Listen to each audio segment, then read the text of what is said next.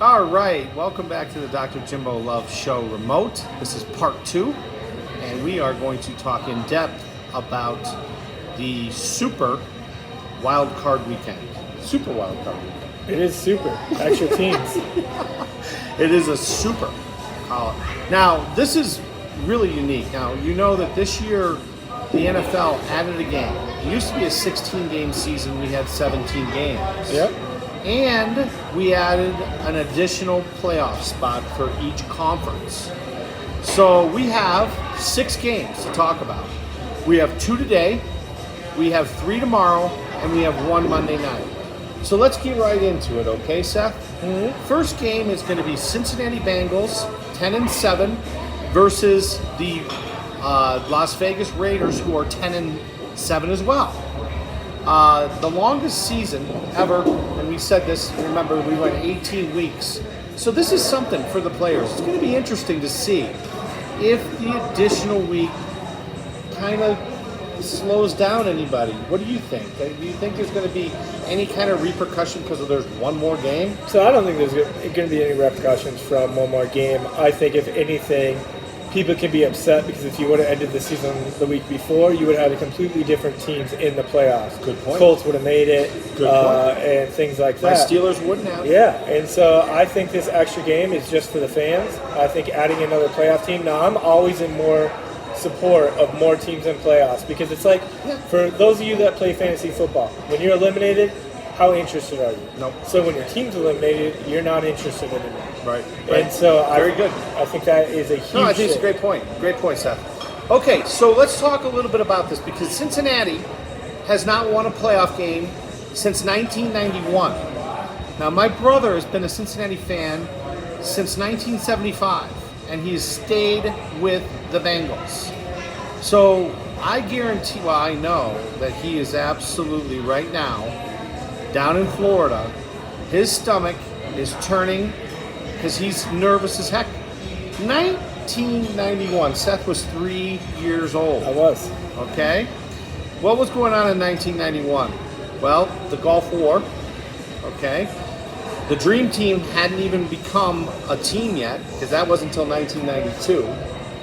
And 1991 was one of my favorite years. I love 1991. I really did. I had a great year. So, first time meeting in the playoffs. The last time, ironically speaking, that the Bengals played in the playoffs, they played the Raiders. Mm-hmm. Okay? Raiders And are 2-0 against the Bengals. the Raiders beat them. And that started the downslide for Cincinnati, and they have not won a playoff game since 19... Can you imagine? And they've only ran into each other twice, 1975 and 1991. How can you be a Cincinnati fan? I don't know how you can be a Cincinnati fan. Anyways. It's hard to be any of the fans. I mean, you imagine Detroit, Minnesota, that's me. It hurts, but No. I am. Well, you know, I've been very fortunate. I've been a Steeler fan. We've had 3 coaches since 1969. In my lifetime, I was born in 67. And we had Chuck Noll, who came in 1969 and was a coach until 1991. And then Bill Cowher took over until 2007. And now we've had Tomlin. Yep. What other professional sports team have you ever heard of that has had 3 coaches in the past 52 years? Now that I can think of, I don't know what Duke is before Coach K or UNC is before Roy Williams, but those are the only longevity coaches ever there. Bill Belichick's been there for a while, but it's nuts. Bill Belichick also failed. Yep. He was at Cleveland and he stunk. He went to the Jets. Does that- He stunk. Now Does let that me mean tell you those teams are something. lost causes? Because he's a great Well, coach. let me tell you something. How great a coach is Bill Belichick? Bill Belichick got lucky as hell with a 6th-round pick with Tom Brady. Okay, now he's done a lot of things, and I'm a Steeler fan, so I don't like Belichick. I don't like him at all. Do I respect him as a coach? Yes, I do. But how good of a coach is he? Let's see. Let's find out. Let's see what he does post Tom Brady. Now, so far so good. So far so good. But Jimmy Garoppolo was the heir apparent to Tom Brady, and he got sick and tired of waiting. Now he's in San Francisco. Is he starting today? He is starting today. Well, he's starting tomorrow, actually. That's a game. But to go a little bit on Bill Belichick, I mean, as much as people want to say, how good is he? How many teams do you know lose a Hall of Famer, may go down as the best quarterback of all time? Yes. And he can make playoffs within 2 years. Okay, but what did they do last year? Yeah, I said within 2 years he rebuilt. He got always Mac Jones. rebuilt. Well, they've got a game that we're going to talk about the Bills, and if he loses, say the Bills come in and Josh Allen absolutely smokes them, then what are you going to say? Still amazing. Because no worries. if he were to win, I'm not a that Belichick game, fan. I don't like Bill Belichick because Bill Belichick has no respect.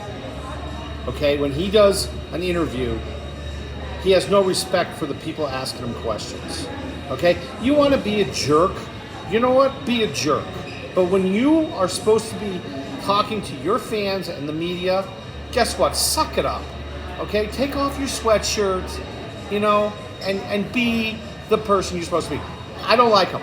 Okay, now you know why I don't like him? Because he beat the crap out of my team for so many years. But I don't like him as a person. I wouldn't want to be his friend. I certainly wouldn't play for him. And it ought to also tell you something. When Tom Brady doesn't want to finish his career, or Gronk, or Edelman, or a lot of guys don't want to play for this guy. Could you imagine being in the coaching room with this guy? I mean, what a miserable prick. I mean, I'm sorry, that's how I feel. I was going to say, tell me how you really feel right now.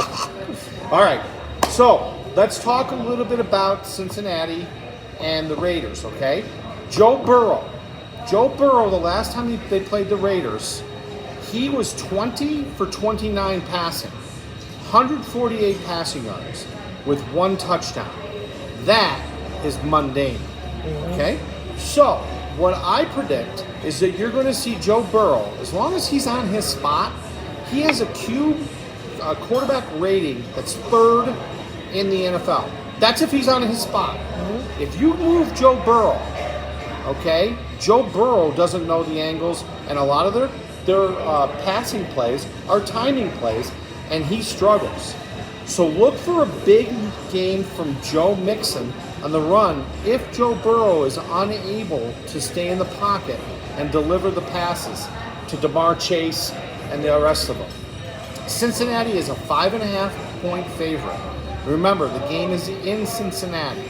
So it's more like a 2.5. Absolutely. You subtract 3 points just like Seth said. Excellent. Seth, what have you got for the game?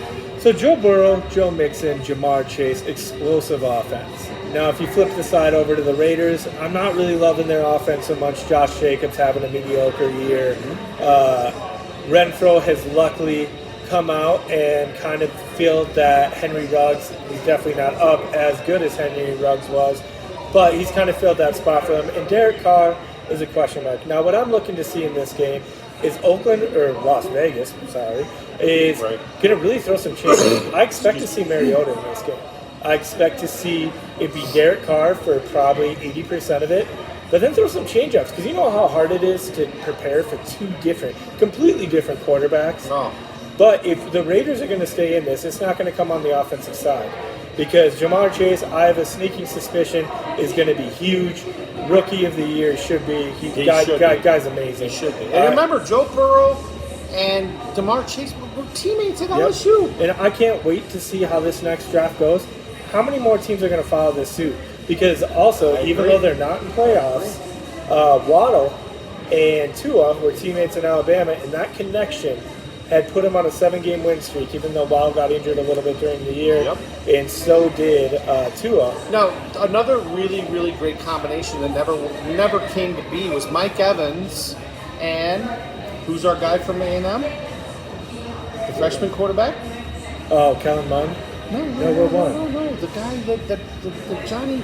Oh, Johnny football. I was thinking of Minnesota still. So Johnny Football and Mike Evans. Mike Evans plays for the Bucks now. Had an incredible chemistry when they were at Texas A&M. Do you remember? Yeah. Okay. Yeah. I'm back on the same page here. So, anyways, you're right. This might be a new trend if this Cincinnati team goes deep into the playoffs. Anything else you got for the game? Yeah. So the only way the Raiders are going to stay in is with that defense. So you got Max Crosby and Yannick Ngakoue at linebacker, and they have a tendency to overpower defensive lines and really get pressure on the quarterback. Okay. So it's going to be interesting. If they have a game, Joe Burrow is going to be very uncomfortable. I still give the edge to Cincinnati because I don't believe in the Raiders' offense. I don't either. But I do feel that this is going to be a close one. But I still think Joe Burrow figures it out with Jamar Chase to connect at least on a touchdown. Yep. And Mixon, you haven't been healthy for a full year in a long time. And I see you finally putting a stamp on your career and doing a big game. So you're picking Cincinnati. Are you picking them to cover the 5.5 points? No, I'm saying 3. Okay. I'm saying field goal. I'm picking Cincinnati to cover. Okay. Now we're going to see how we do because we're going to keep track of this for the rest of the playoff game. So we want to make sure that we go on the record. So you're saying that Cincinnati's going to win, but they're not going to cover. Yep. I'm saying Cincinnati's going to win and cover.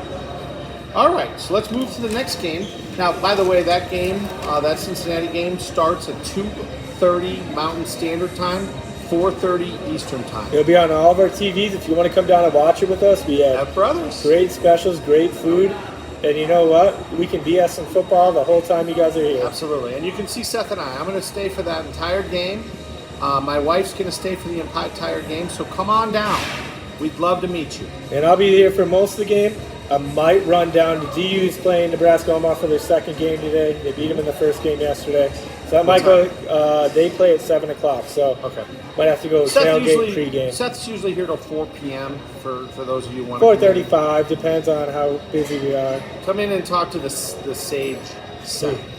Seth the Sage. We're thinking of a new name for our show, so we'd love some suggestions. Yeah, we're open to anything. It'll be absolutely. Great. Dr. Jimbo Love's show, because it's being pirated by 1360 AM and Jason Williams. Jason, okay, do the right thing. Do the right thing. Seriously. Dr. Jimbo Love's show, come on, man. Really? All right, so he's pirating our name. He's pirating my name. And you know what? We're going to handle it legally. But we will be changing our name if you cannot get this thing taken care of. Because of 1360 AM, the Roar of the Rockies, out of Johnstown. If you don't like the fact that they're doing that, call them up. They're an open forum.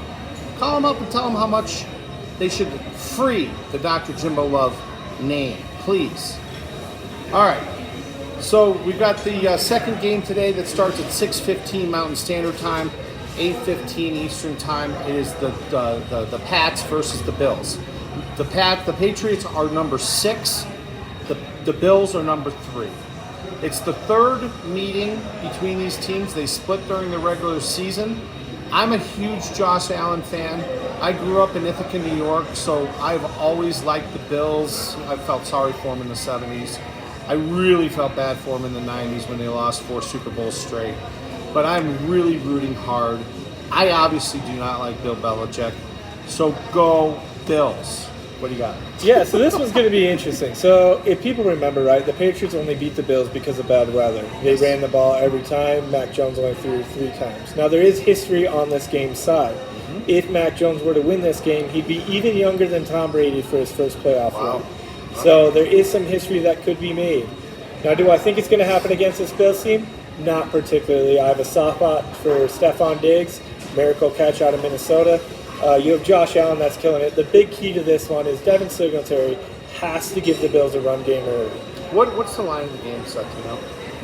I don't know, but I believe it's really close. It's really tight. They're playing in Buffalo, okay? Understand what Western New York is right now.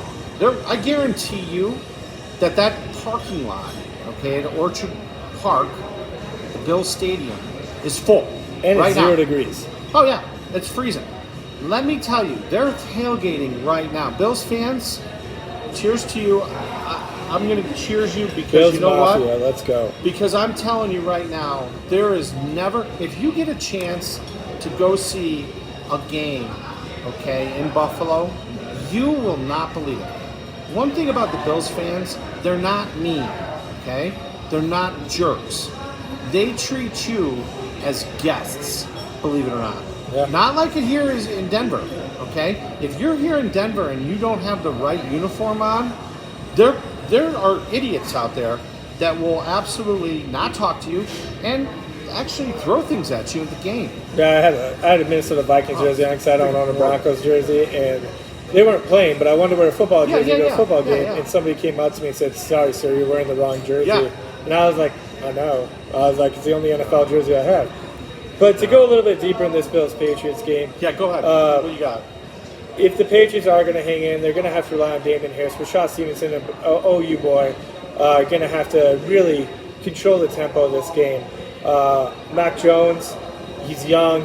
He hasn't had flashy stats, but he's been carried by this defense and by these running backs. Right. But I give the edge to the Bills, and I could see it being a touchdown or more game. The Bills started out great. I put money on them to win the Super Bowl early, and then they struggled. They lost to Pittsburgh in the first game of the season. And then after that, they won a bunch, and then they went on this, like a 4-game, like losing 4 out of 5, and then they pulled it back together. But I think they're going to be okay in this one. Possibilities of a rematch, Bills-KC coming up, but it's just going to be very interesting to see how this one plays out. But I'm going Bills all the way. I'm going Bills all the way as well, and I think that they'll cover no matter what the spread is. And the offensive coordinator for the Bills is going to be interviewed by Minnesota for a head coaching job. So Interesting. Go Bills. He's from Minnesota. Yeah, so the interesting part is that Seth will have a whole new regime for the Vikings next year.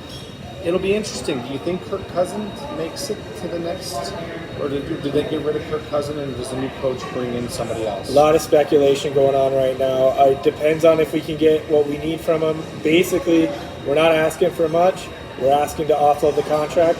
The most surprising thing of the end of this season, one was Miami coaches being let go, but the owner of the Indianapolis Colts says he is not committed to Carson Wentz next season. Why? Don't know. Why? But you know who is? This guy. If you want to come to Minnesota, pick up the phone. You're half the price of Kirk Cousins, and we could really build around you. Yeah. Well, next show we're going to talk, instead of doing the transfer portal, we're going to have a discussion of what we think and maybe what speculation is out there. We have Russell Wilson, we have Aaron Rodgers. We've got some pretty high profile. You had Denver taking another quarterback in the draft. Haven't they learned yet? Well, they've got a whole new regime coming in. They're taking Ole Miss is what it sounds like. Well, we'll see. They haven't hired a coach yet. So we can't even speculate. All right, so Sunday, remember there's going to be 3 games. And they're the regular times, okay? Out here in the Mountain West time zone, we go at 11, we go at 2:30, and then we have the night game at 6:15. It's beautiful. It is the best time zone, by the way, to watch sports. Mm-hmm. I will not move back to the East Coast because of, and my wife thinks I'm crazy, because I love the sports time zone out here. All right, so Sunday's game is a really good game, a really interesting game. You've got the Philadelphia Eagles at number 7 playing against the number 2 Tampa Bay Buccaneers. Regular season game, the Bucs won 28-22 in Week 6. That was a long time ago. Remember, there were 18 weeks. So that was the first third of the season. Both teams are completely different. Zach Ertz, it was his last game he played for the Bucs. He was traded for the Eagles. Yep. He was traded Yep. right after that game. The game. I don't even know if they made it to the locker room before he was traded. Yeah, which is terrible, which was really a dumb move, I think, on Philly's part. But, hey, Zach Ertz is an awesome player, and I'm happy for him. And where is he, at the Rams now? No, he's with the Cardinals. Oh, he's with the Cardinals. Well, he's playing the Rams. Yep, so he's playing the Rams. But Exactly. This is going to be an interesting game because if you would have asked me when they last played, I wouldn't have expected the Eagles to even make playoffs. But Right. they're surging. They're starting to dial it all in. Boston Scott's carried a little bit. Miles Sanders is due to play today, which helps the run game. They have the young wide receiving core along with Jalen Hurts. They've already talked about, they were asked, how are you going to beat the Bucs? And they literally said, pedal to the metal. You can't ever lift up. We're just going to have to attack. Right. Now on the Bucs flip side is they have lost Antonio Brown due to his incident of stripping and leaving mid-game. Mike Evans. No, whoa. Let's stop for a second. Let's stop. Let's talk about Antonio Brown just for a moment, okay? Now, he played from the Steelers. We drafted him.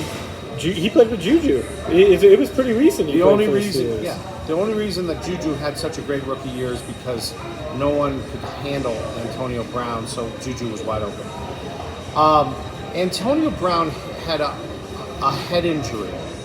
Burfict and this is in the 2015 playoffs, absolutely teed off and hit Antonio Brown in the head so hard that I thought he was going to die. He has not been the same player since. Yeah, I think he's suffering from some kind of brain injury. Who do you know? And the reason, and of course we're still getting conflicting stories, but according to some of the sources in Tampa Bay, he was mad because he wasn't getting enough throws thrown there. Unless you ask him. He had an ankle injury that he let the coaching staff know, and they said, too bad, you're going to play. So why would he strip down, throw his pads, and make an absolute scene and run off the field? Yep. And embarrass his coach, embarrass his organization. Embarrass himself. And embarrass himself. Do you think that he deserves to be playing for the Tampa Bay Buccaneers? I don't think he deserves to be playing there. I think if he would have handled it better, I think he just shouldn't have re-signed with them, because I can tell you a list of probably 15 teams that would have took him if he just would have left. Well, the talent is incredible. Yeah. Well, it'll be interesting to see. You remember, Tom Brady is the entire reason why Antonio Brown is with the Tampa Bay Buccaneers. He went and played in New England, and Tom Brady took him under his wing. Okay, he lasted for what, 2-3 weeks under Belichick? Yeah. Belichick wasn't putting up with his garbage. And he was 2 years at the beginning of last year wasn't an amazing season for him, but he did all right. Yeah. But the beginning of the season, before he went out with an injury, it looked like Antonio Brown of old. It did. I think he's done. Stick a fork in him. No one's going to touch him. The only teams I could see touching him are teams that are in a complete rebuild at the bottom of the division that might need. Hey, how'd it work out for Le'Veon Bell when he decided not to sign? Le'Veon Bell had a chance of a lifetime with Ben and with the Steeler offense. Todd Haley was our offensive coordinator. Where's Le'Veon Bell now? What has Le'Veon Bell done since he left the Steelers? Because he didn't want to sign, what was it, a $40 million contract, $20 million contract, $30 million contract? I mean, what a baby. If there's anybody out there that deserves not to have money, it's Le'Veon Bell. Guess what? You want to screw around? I mean, that's a ton of money. Guess what? Take your medicine. Yeah. And to go back to the Eagles-Bucks game, Mike Evans actually is practicing. He practiced yesterday and the day before, and he's back at full participation. I actually flip-flopped my answer in this because I had the Eagles possibly winning with Mike Evans gone and with Antonio Brown gone. That means you're relying on Tyler Johnson. I don't believe Godwin's back either yet. Right. And so then you're really relying on all rookie, sophomore wide receivers. And that's tough in playoffs. Yeah, it is. But with Mike Evans coming back and Leonard Fournette being healthy. Oh, Fournette's healthy. I believe he is playing. That's and he's awesome. going to be fine. And you also have Gronk. Gronk and the people that people don't talk about. Who's the tight end for Tampa Bay? Everyone's going to say Gronk. Yeah. But what people don't realize, Cameron Brate is an amazing talent. Oh, no, he is. And the Eagles are one of the worst teams at covering tight ends, and you have two amazing ones. I still give the edge to the Bucks in this one, and I think the Bucks send the Eagles home packing. It was a great run this year. Yep. And I think Jalen Hurts, you did enough to solidify you as quarterback for next year, because there was a lot of talk that they were getting rid of you too. You know what? I agree with you 100%. Tampa Bay, I think, is going to win. They're going to cover. That's my prediction. All right, so that moves us to the Sunday night game and my Steelers, who are just absolutely happy to be there. You talked to Ben Roethlisberger. He did the old Lou Holtz, and he said, "Oh, we're going to get beat by 20. We're just happy to be there." Hey, you know what? I love it. I love it. The Steelers have nothing to get even nervous about. All they're doing is playing one more game, probably Ben's last game. What do you think Ben Roethlisberger is telling to his locker room, his young players? You know what he's saying? I bet you he's saying, you know what? This is a bonus game. Mm-hmm. We don't care. I am happy just to make the playoffs. We're going to go out there and we're going to play as hard as we can. And you know what? If we get blown out, who cares? If we win, great. I get to play another week. But I think what you're going to see is you're going to see the Steeler team. And I hope that our offensive coordinator, Coach Canada, loosens up and throws the ball down the field. Because I'm telling you, if the Steelers do not jump on Kansas City right in the first quarter, they're done. Okay? Now, Kansas City looked absolutely like dog crap against the Broncos last week. Yep. They looked. Patrick Mahomes looked slow to me. Kelsey, sloppy. Okay? Tyreek Hill is right. Tyreek Hill. Tyreek Hill is still hurt. Okay? The Broncos should have won that game. And maybe it was because they were just going easy and coasting, but that was the worst I've ever seen a Kansas City team play. What do you think? So my big thing with this one, I think it's the opposite. I don't think he's thinking it's a bonus game. I think he's actually thinking he's going to win. I think he's trolling the Chiefs, trying to get him a little comfortable. I think so too. And I believe that I don't know how I want him to play yet, because I think the Pittsburgh D can hold Kansas City for a bit. I think you're really going to have to rely on Najee Harris and some short passes, and you're going to have to go How's 3 downs Najee and Harris' convert. injury? Have you heard anything about He's his gonna, injury? from what I've heard, he's going to play. I Okay, don't. 'cause But his arm was messed up. Now, Benny Snell, good old Benny, he's out of Kentucky. He came in and he really handled it. So I have no worries if Najee's still hurt. I think Benny Snell is a great runner, and it was really great to see him step up last week. yeah, and I think what Ben needs to do if he wants to hold a chance. Now I'm taking the Chiefs in this one, no matter what. But if there is going to be a shot for the Steelers, it's going to have to be game management. You're going to have to run that clock, go 3 downs, and always get the first. You're going to have to slowly move the ball, because if you quickly go down, I guarantee. You don't think they can win in a shootout? I think if it turns into a sprint, you're going to get Kansas City all the way. But if you can drag this game out, keep the ball in Mahomes' Do you hand. think they should run the ball a lot? I think they should keep it where they're not just running all the way down the field. Because here's the thing: if Mahomes has to sit on the bench for 10 minutes and then go back in, and let's say he goes 3 and out, and you can do another 10-minute drive, he's going to be ice cold, and that's going to be a huge key to this game. All right, so my upset special is I'm picking the Steelers to win. And here's the reason why. I'm picking them to win not just because they're my favorite team, but I think, based upon what I saw from Kansas City last week, that Kansas City looked like... did you see the game last week? Yeah, it was bad. They looked horrible. The Broncos should have won that game. And if there hadn't been a fumble return of almost 90 yards, the Broncos would have won. Now, everybody's going to say, well, maybe they were just not... Well, why didn't you just sit your starters then? Yeah. Why didn't you sit them? You know, they look terrible. Patrick Mahomes looked slow. Hey, you know what? The best part about the playoffs, you don't know what's going to happen. Exactly. And before we go to 49ers and Cowboys, I just got to take a shout out. Green Bay, way to lose to Oh, Detroit. shit, I jumped over, didn't It's I? okay. That's okay. Hey, Green Bay, way to lose to Detroit. Minnesota did it too. All right, so unfortunately, I just got so excited about my Steelers, I jumped over them. Let's talk a little bit about the 49ers versus the Cowboys. This is an old school matchup. The last time they matched up was 1994. What was going on in 1994? Well, I'll tell you. The World Cup soccer came to the United States for the first time. I'll also tell you that Steve Young was the quarterback for the 49ers, and the 49ers beat the Cowboys and went on to win the Super Bowl that year. And historically, they've met 4 times ever in the playoffs.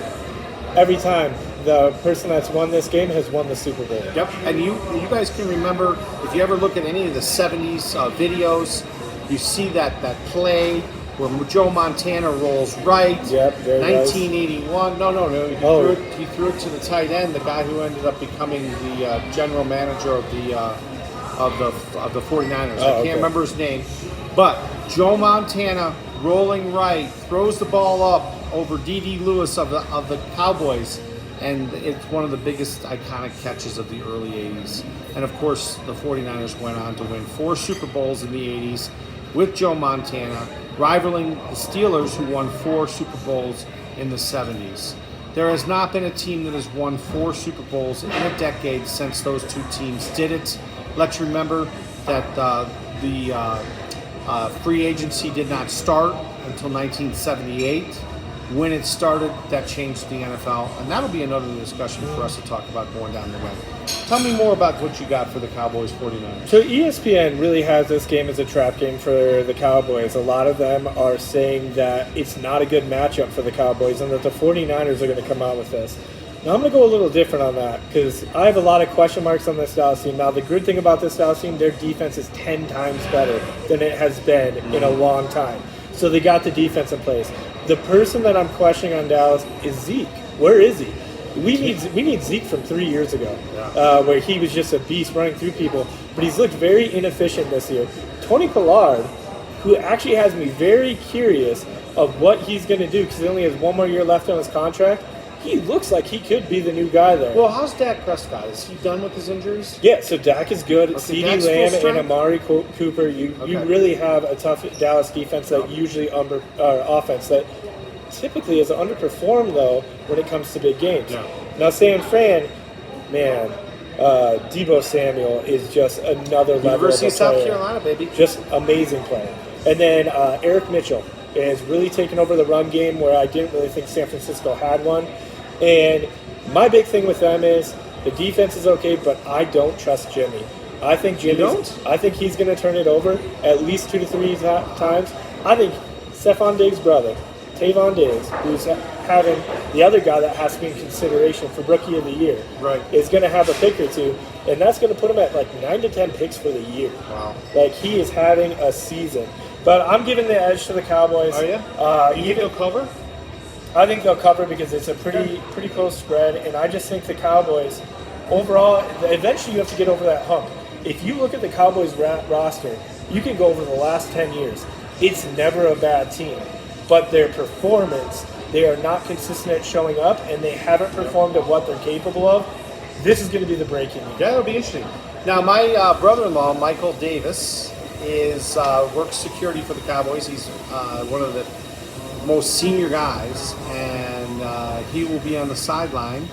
He's usually right on the Cowboys side at the 40-yard line. He's bald, so you can see him. And he's always talking to the Cowboys cheerleaders. So, way to go, Michael, and thumbs up, and I hope you enjoy watching the game. Interestingly speaking, if California does not, or if California does something goofy with these COVID restrictions, they have announced that AT&T Stadium in Dallas will be the home of the Super Bowl.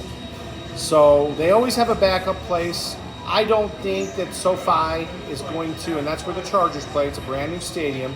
I don't think that California would ever allow the fact that you're going to lose all that revenue money. Mm-hmm. But if there's all of a sudden a huge new strain of COVID and they have to move the stadium, they will have it at AT&T Stadium, and my brother-in-law will be on the 40-yard line. And we have another LA team left to talk about. Yes, we do. So let's talk a little bit about the playoff game between the Cardinals, who are number 5, and the Rams, which are number 4. Now, they are division rivals, and they split during the regular season. So it could be anybody's game. But before we talk about that, let's talk a little bit about the fact that we have an NFL playoff game on Monday night, and a little bit of the background of the Monday Night Football. So basically, if you remember, ABC Sports back in 1970 got a contract with Pete Rozelle. Pete Rozelle was he was probably the best NFL commissioner that we've ever had. He started in 1960, right when the AFL started, and he was all through the merger.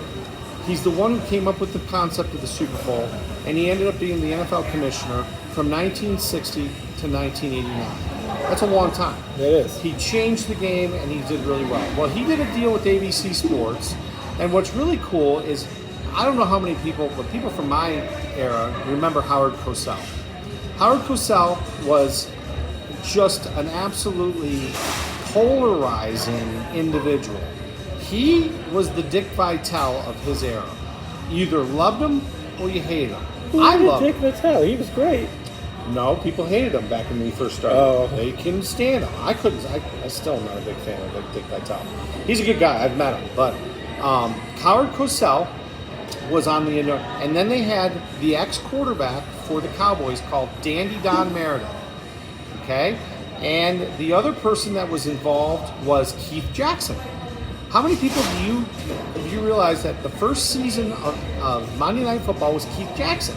Remember? Oh, Nelly. See, Seth's a little young. Oh, like that was before my time. Just shake your head. This is for the older people in our audience. They tried to get Vince Scully and Kirk Gowdy. Now, why is Kirk Gowdy important to us? Well, anybody who takes I-25 up to Cheyenne sees Kirk Gowdy State Park.